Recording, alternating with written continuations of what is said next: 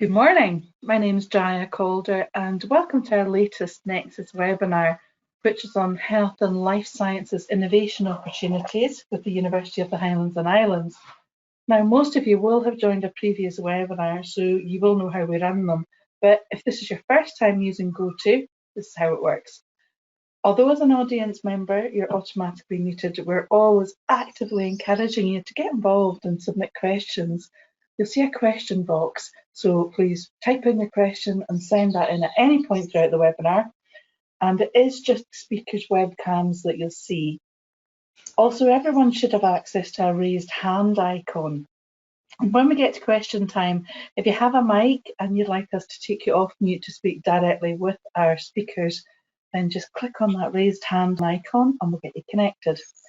And finally, we're always looking to promote knowledge sharing and collaboration. So we're recording today's session and we will share it with everyone after. So that's all from me. So over to my colleague, Andrea McCall, for a quick intro and to introduce our speaker. Andrea. Thanks, Jaya. Thanks for the introduction. Yes, welcome everybody to today's webinar. Delighted you're all here joining us.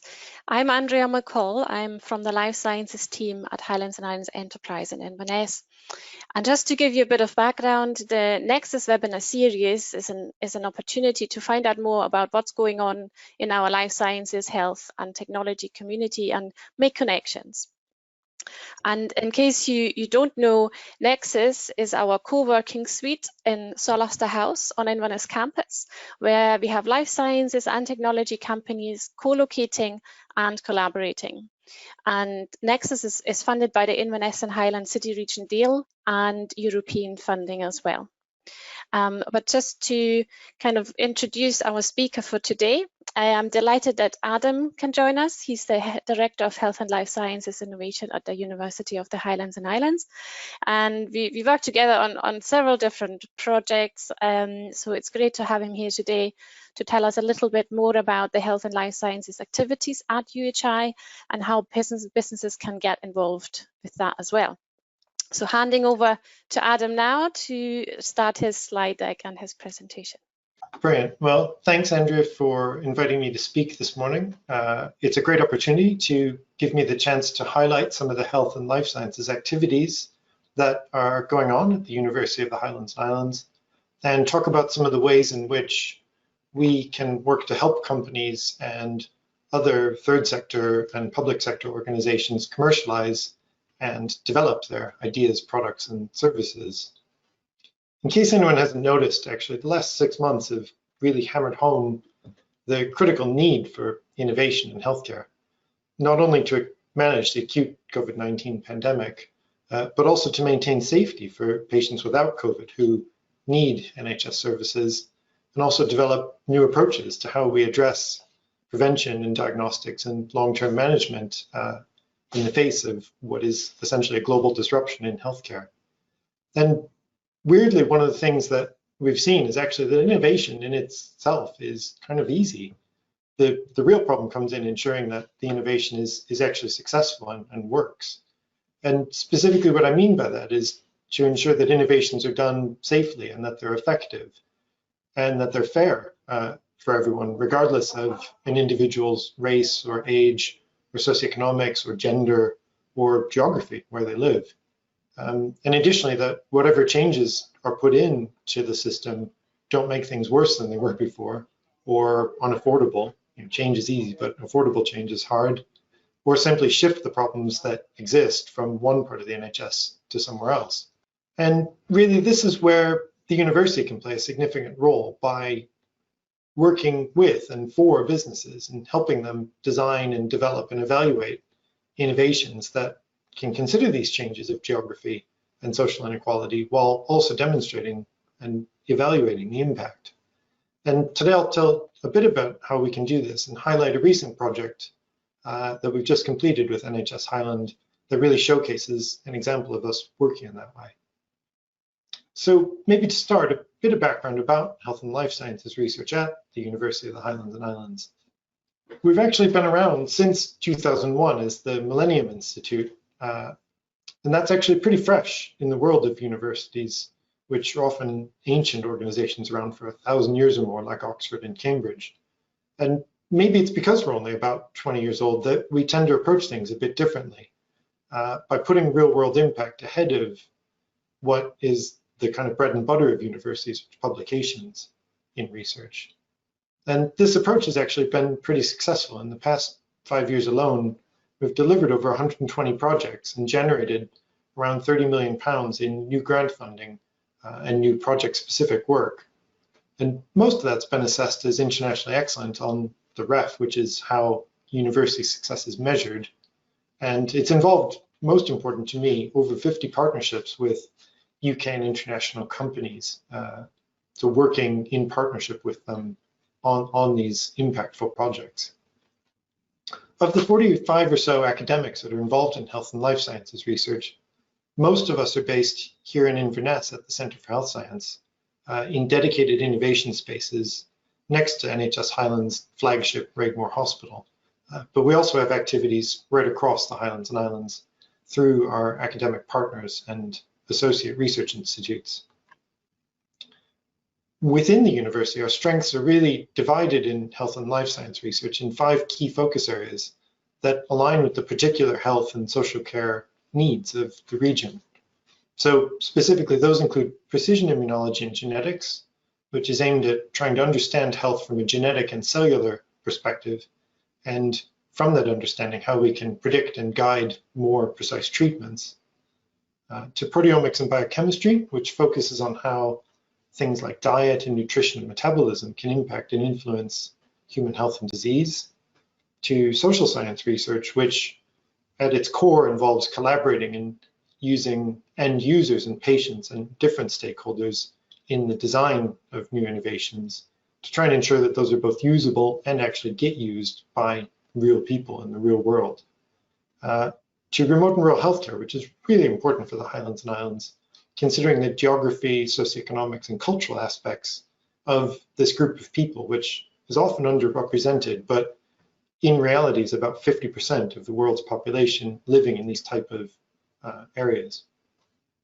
And finally, to active health and well-being, which explores the role of space and mind and physical activity in both disease prevention and rehabilitation and recovery. So the approach that we take within each of these 5 core areas is one of needs lead. So we always start, and this really is always, with qualifying an unmet need or a problem. And we then discuss that and consider it from multiple angles. And importantly, we have these discussions and considerations with as broad a range of stakeholders as we need for the problem that's been brought to us. And that will almost always include clinicians and end users or patients and scientists, but also typically industrial partners, health economists, engineers, if it's a medtech device or thing, and payers like the NHS, who will eventually purchase the innovation, and private insurers, if we're talking about international markets. And from there, we work to generate what are testable and realistic and feasible models that we use to design and develop and evaluate a variety of different outputs. And those include things like new products and services, clinical service improvements for within the NHS and other healthcare systems, and support for commercial companies. And using this broad stakeholder approach helps ensure that the solution is both appropriate and generates something that is both clinically and commercially robust at the other end. And broadly, this process that we apply works. And we've started to receive some increasing national attention for these methods, including both the 2019 Enterprise Award from the SCDI on our approach for research and innovation, and also being listed as one of 4 national finalists alongside Oxford for the Praxis Oral Knowledge Exchange Deal of the Year last year. So hopefully that's given you a brief sense of what kind of approach we take in the overview. So I'll just spend a few minutes on one of the evaluation projects we've done recently with NHS Highland to give you a sense of how this really worked. So this is a case study on a project called myCOPD. So back in late 2018, the university was approached by the technology-enabled care team at NHS Highland, and they were looking to implement technology-based solutions for improving COPD management within the community. COPD, if you're not familiar with it, stands for chronic obstructive pulmonary disease, and it's an incurable lung disorder that disproportionately affects people in remote and rural populations. So it's a major challenge in the Highlands and Islands. And the main problem with COPD is an exacerbation or an acute worsening of the condition. And that often requires people to spend time in hospital where they can recover from that exacerbation. And these exacerbations alone in COPD cost NHS Highland over £2 million every year. One of the best ways, and this is well known from international work, to reduce exacerbations is to improve people's self-management of their condition within the community. Now, within that broad stakeholder group involving the tech team at NHS Highland, some of the respiratory consultants, and considering the needs of the patients as well as health economy of NHS Highland's budget, we settled on evaluating a new digital health technology called myCOPD. This was something that was developed a few years back in Southampton by a company called myHealth. And here's a picture of it on the screen here. It's a patient and clinician facing digital platform, and what it does is it provides patients and clinicians a variety of training and symptom tracking modules that the overall goal is to improve COPD self-management while reducing the need for NHS interventions like hospitalization. myCOPD is actually currently under consideration by NICE, the Clinical Evaluation Board in NHS England, and it is already being used in a few trusts on a trial basis in England. The current cost for myCOPD is £40 per patient as a one-off fee with no annual subscriptions. And that cost was helping us understand the health economic implications of applying this within NHS Highland. So what we did within this group was ensure that the evaluation would have enough statistical power to measure the key outcome that was mattering to NHS Highland, whether the intervention, myCOPD, would be effective at reducing hospitalizations and the number of bed days that people had to stay at Regmore. And from that, we'd also be able to then determine if purchasing myCOPD for everyone in the Highlands that had COPD was likely to be a cost-effective solution. So recruitment of 120 people was what we decided to do, and that started in the spring of 2019. And participants were offered access to myCOPD in the real world. And so this was things like the regular outpatient clinics that the patients attend as part of their normal care, through rehab and support groups that exist, or through phone checkups. And what was very important in this study was that the participants weren't volunteers that were putting themselves forward, because, and this was where we were guided by the clinicians, this was strongly felt that it could mean that the participants' health behaviors weren't reflecting the normal patient population at large. So we were doing a real world evaluation of everyone that was out there. We also wanted to make sure that myCOPD didn't end up creating a health inequality in the region. So as part of the study, we also monitored enrollment characteristics of everyone. So this was collected anonymously with Caldecott Guardian approval and included looking at people's age and gender and socioeconomic status, geography, so how rural or how remote they lived, whether they had the ability to use online services, what their broadband connectivity or 4G, 3G connectivity was, and also how severe their condition was. And finally, we also assessed people's engagement with myCOPD to better understand how much and how often and for how long they used the technology. So to give a very brief flavor of the type of information we collected in the study, we found that of the 120 people, the average age was 67, plus or minus 9 years, with 20% of all participants from the poorest third of society. That was based on a national statistic called the Scottish Index of Multiple Deprivation, which is available to any person in Scotland. And both those figures were in line with both NHS Highland and national COPD figures. We also found that over 70% of participants were from remote and rural areas, making this both the largest real-world evaluation of myCOPD that was ever undertaken, and also the only myCOPD evaluation involving a majority of people from remote and rural areas.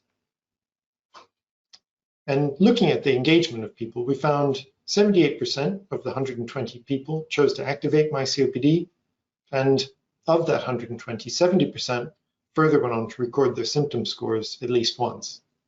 In addition, 45% of the 120 people used additional training modules one or more times over the course of the study. And these levels of engagement and drop-off with the amount of use of a digital technology are typical of many self-management innovations in digital technologies in general. So this was in line with what we would have expected. Now, to evaluate effectiveness, the university examined NHS resource use of all 120 participants in the period before being offered myCOPD against the period after which they'd activated the service.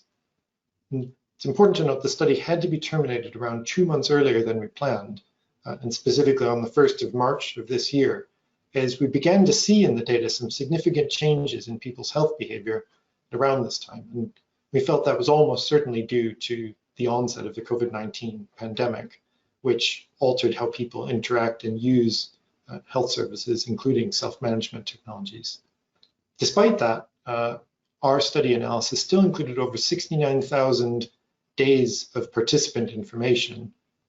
So it's quite a large data set that we collected. And from that 69,000 day data set, what we were able to find is that there were no significant differences in NHS Highlands service use, including, as you can see on the slide, metrics around bed days or home visits, registered nurse clinics, hospital admissions, or out-of-hours contacts. That's in the study group overall. And so a straightforward conclusion from it is that myCOPD was not effective in reducing this NHS resource use in the Highlands COPD patient population. That's fine on its own, but what we did, because we had such a robust, large data set, 69,000 days with, dozens of data points on each of the days for each person, we decided to perform a further subgroup analysis based on overall engagement. And this wasn't part of the original study, but the university identified it as an opportunity given the amount of data we had to hand. So within that subgroup analysis, what was found is that there was a marked reduction in NHS resource use, specifically within the participants that were most engaged in using myCOPD. And in the graph, you can see that's represented by the number of training modules on a 0 to 4 scale, with only those people using 4 or more modules within the myCOPD platform showing a reduction in their number of bed days. And thus, a conclusion based on this further additional subgroup analysis is that those individuals with significant myCOPD engagement do experience reduced NHS resource use. And really what I think this case study demonstrates, specifically on that last point, is that only by working with the university was NHS Highland able to understand that from within this large data set, they had an opportunity to pivot and define a new service model where perhaps myCOPD doesn't work in the population as a whole, but maybe a clinical intervention that they could offer might involve reimbursing an individual who would choose to purchase myCOPD license privately if they were able to then demonstrate evidence of significant engagement with the platform over a 1-year period. So thus being cost effective, because we can show that engagement with that is something that reduces their NHS service use. And it's really here in pulling out and identifying and addressing and overcoming these complicated aspects of design and development and evaluation of innovations where the strength of working with UHI as an academic partner comes through. So from that case study, I hope you've got some sense of what we can do and the type of work we can do. That was around evaluation, but we can also do design and development in health and life science innovation. And in addition, I thought I'd end with a brief snapshot of just a few of the things that are in development and coming next for the university and that will be available to commercial partners.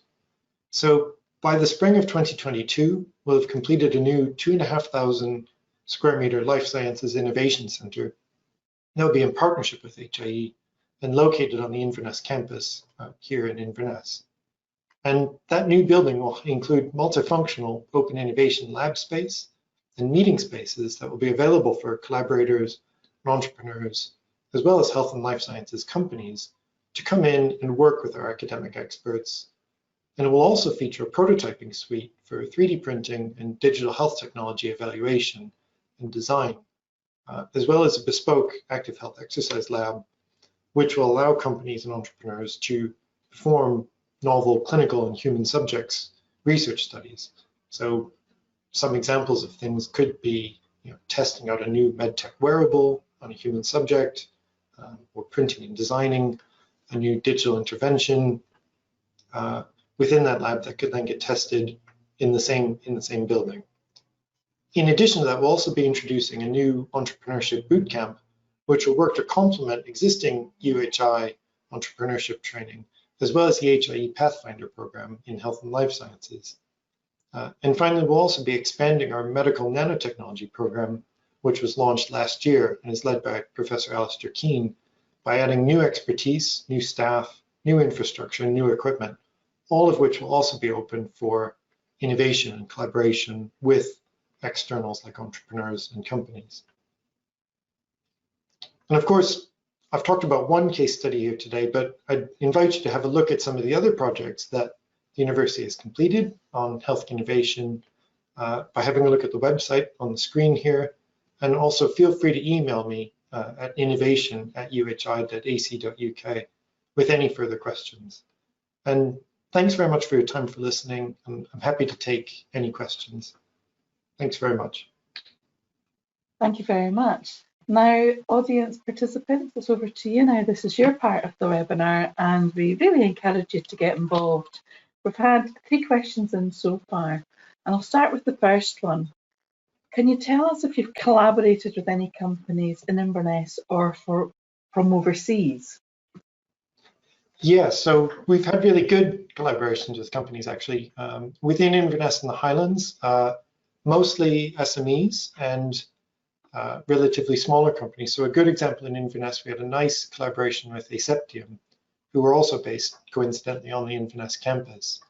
And what Aseptium do is they make surgical decontamination technologies for making sure that the instruments you use, if you need a surgery, a new hip or a new knee or something like that, the instruments that are used in that, they make sure they're clean so you don't end up with someone else's stuff on them.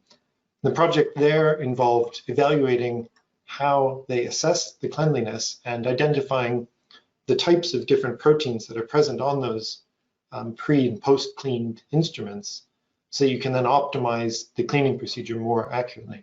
And that was done with our mass spectrometry facility as the main collaborator, evaluating and identifying unique proteins. It was a really interesting collaboration. They found different sorts of proteins that you might not have guessed would be there were particularly sticky, whereas other ones you thought might not wash off very easily actually came off quite easily. Internationally, as that was part of the question as well, we have worked recently with a company in China called QHB, and that was around licensing a technology that actually we developed in-house involving a plasma-based immunotherapy for people with liver cancer. Plasma-based immunotherapies are really popular these days because this is now what's being explored as a potential treatment for COVID patients. So we're doing that, exactly that sort of work, looking in cancer. And liver cancer is really common in China, so they were really interested in that technology. Great, we'll just move on to our next one. You've mentioned collaborating with businesses, but how is IP handled by the university when you do collaborate with business? Yeah, so to a degree that depends on the nature of the relationship, but generally the approach is that any IP owned by the business remains with the business, and likewise anything that the university already had as IP. So for example, the liver cancer therapy, that was IP that we've now licensed to that collaborator, but we owned it from the beginning. If there's new IP that's being generated, so foreground IP it's sometimes called, largely we would look for that to be owned by the industry wherever possible. And that might be a bit different than some other academic institutes where they would look to retain ownership of it. I think the university's position is we recognize we're not in the business of commercializing and selling stuff. that's what businesses do. That's what they're better at. And so we would want to make that process as straightforward as we could. Thanks very much. Now we've had plenty of questions, which is great, and I've shared a couple with the audience just to show the sort of things that are coming up. So I'll go to the first one. Can you share any tips for working with a large and busy institution like NHS? Yeah, it's difficult, isn't it?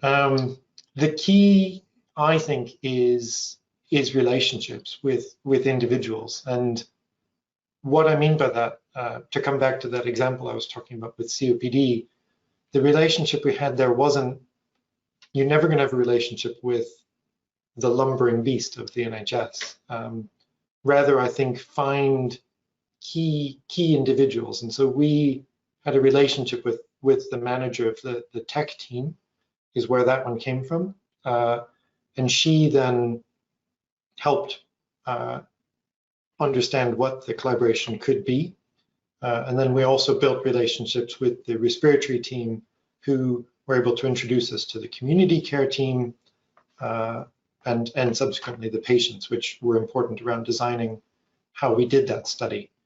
So I think it comes down to those individual contacts. And sometimes, and we've seen it too, because the organization like the NHS is so big, if you try to contact them at a sort of broad level, you don't get anywhere. But actually the people within it, and particularly the consultants, if you can get through to them, can kind of make things happen from within. So I think that's the trick that we've found that works the best.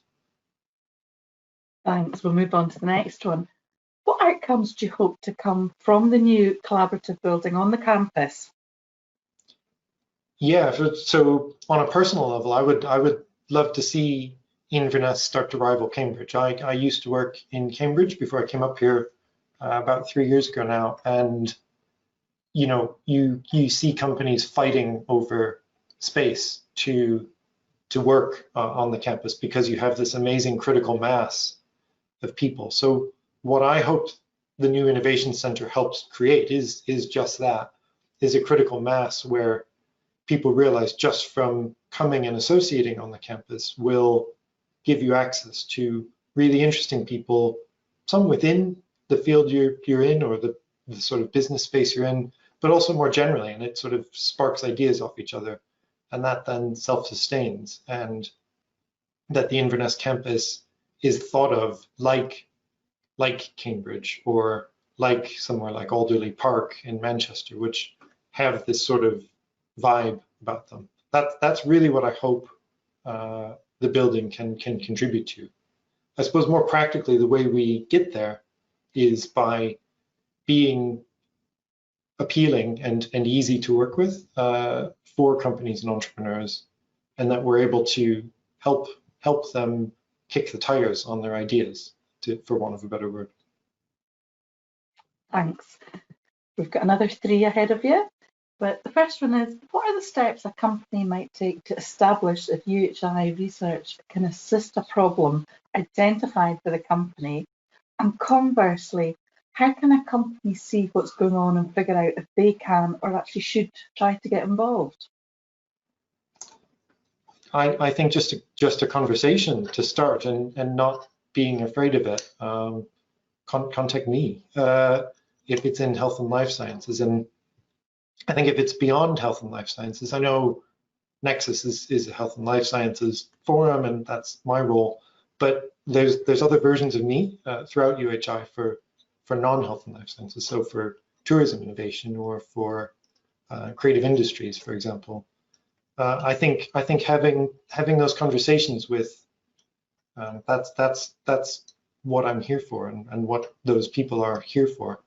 You know, Andrea as well within HI, and sort of their role is also the same, to kind of help companies and entrepreneurs understand if there is something there and where they might go with it, and who they might need involved to help them. You know, and sometimes that'll be UHI, sometimes that'll be HI, sometimes it'll be another company actually as well. But I think not being afraid to have the discussion, and not being afraid to be wrong is an important part of it. You know, almost all of the, whenever I've been approached by a company, or whenever we have an idea to start with, that initial idea is almost always wrong and almost always changes by the time it ends up as a commercial product or as a clinical service improvement. That pivot, like I talked about in the example, that's the norm. So expect things to change, but don't be afraid to start having the conversation. Okay, yeah, thanks. just to echo what Adam was saying, you know, all of us in the wider team, so to speak, between all of our organizations, you know, happy to have a conversation with anybody just to discuss ideas, and there's no wrong question, you know, it's just about having the conversation. Thanks, Andrea. Next question, have you found that there's a greater appetite for collaboration as a result of COVID-19? Certainly in some sectors, yeah. So digital health, there's been a lot of interest in that. I think that, you know, as I said at the start, there's such a disruption in healthcare because suddenly all these elective surgeries were canceled. People don't want to come into hospitals because they're worried about infection risk, etc. And I think entrepreneurs, companies are beginning to respond to that and try to work out how they can maintain a high quality healthcare delivery working in a completely new way through things like this, through a screen where we try and talk to each other, and how can you do that effectively. And we've seen a lot of increase in interest in understanding that, looking at the data that's out there, evaluating methods for it, trying to encourage people to self-manage more effectively. Lots of interest in that type of space. Okay, thank you. And this is the last question that we've got in, unless some more come in now. Does UHI have a support mechanism in place to assist startup ideas with a view to allowing those behind them to progress into a corporate type structure and progress their business? So I'm not entirely sure if that question refers to kind of internal ideas or startup ideas that have come from externally. If it's the internal, I'll try and address both because I'm not sure. If it's the internal ones, yes, we do. And so when new intellectual property is identified within the university from researchers or students or whoever, we work with them to kind of evaluate what type of protection would be appropriate for that intellectual property, if that's a patent or if it's something else, and then evaluate what value there might be in both protecting the IP more formally like that, and also if there's value in commercializing it through something like a spin-out or a startup business. So yes, we do that internally now. And that's a group of people like me who work collectively to have those discussions. Again, that point I made about pivoting is relevant here. Those ideas almost always evolve and pivot and change from that initial concept. If it's, apologies, that's the window opening next to me. If it's an idea that comes from an external who then wants to progress it into a business, that's something that we're looking on developing. So the entrepreneurship bootcamp that we're developing, that will help those external people think through that process of, you know, is the IP valuable? Is it protectable? What way should it be protected if it is protectable? And then I would say, beyond our kind of concept of the entrepreneurship bootcamp, which is being developed with HI, then if they're a bit more mature, then maybe something like the Pathfinder program that HI has would be appropriate for that kind of sole trader to SME size growth. Would that be all right, Andrea? I think. Yes, no, perfect. We kind of led that into what I was going to say. We actually have a new Pathfinder cohort starting hopefully at the end of October. So we're currently actually inviting in, applications to the program. So if anyone is interested in that, please have a look on the HI website or get in touch with me directly. We do actually have a taster session planned for Pathfinder next Thursday on the 24th of September. That's an opportunity to meet the coaches and meet other potential participants and get an idea of what Pathfinder involves and to see, you know, if that would be something for you to participate. So again, have a look on the HI events page and on the HI social media for information about that and to register your interest in that session. Okay, thank you. We've just had a final question that's come in. How would you handle the confidentiality of external ideas to ensure that these are not inadvertently disclosed during your Entrepreneurship Bootcamp, UHI or Pathfinder HI programs? And that's both to Andrea and to Adam. Yeah, just for the Pathfinder program, all the participating companies sign a confidentiality agreement. So obviously that protects all the participants, and that includes obviously also HI and all the coaches as well that support the companies. So the ideas are protected in that sense. Yeah, and although our bootcamp doesn't exist yet, we would do exactly the same, where any participant would be asked to do that, so that anything that was disclosed by any of the people would be under a formal confidentiality. Likewise, if I'm in a discussion one-to-one with companies or entrepreneurs, I'm happy to do that without a CDA or an NDA in place, with the understanding that we can't then talk about anything that is confidential. But I know that that's sometimes easier to have those initial conversations without something formal in place to make sure there's a good fit around the opportunity. But anything that does come into confidentiality on either side, we would then have a formal agreement in place. That's great. Thank you very much. Well, Andrea, over to you now for your final messages. Thank you. Thanks, Adam. That was really interesting and great to hear of some of the examples that are actually, you know, happening as we speak, and how businesses can work together with the university to move their ideas forward. And just to say actually that two of your colleagues, Trish and Dan, will hopefully be joining us as speakers on our future NEXUS webinar, probably towards the end of November, and they will be talking about the work they do around active health.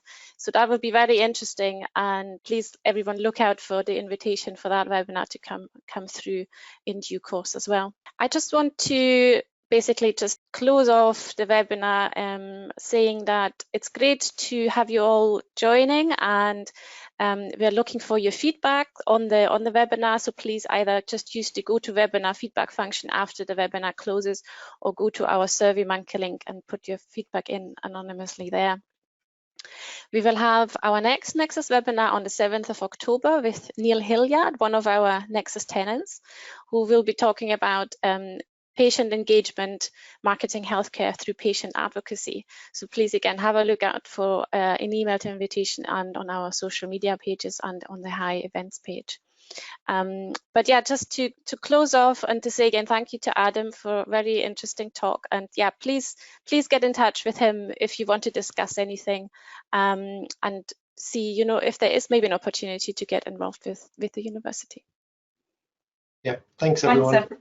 Thanks. Have a good day now, everyone. Bye-bye.